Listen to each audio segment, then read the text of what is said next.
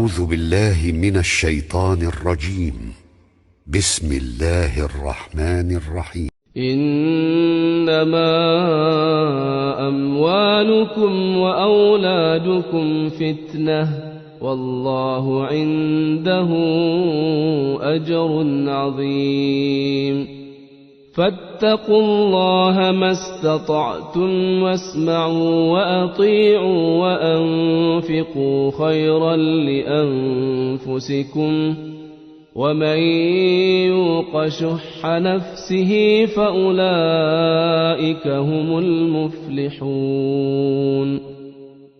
إن تقرضوا الله قرضا حسنا يضاعفه لكم ويغفر لكم والله شكور حليم.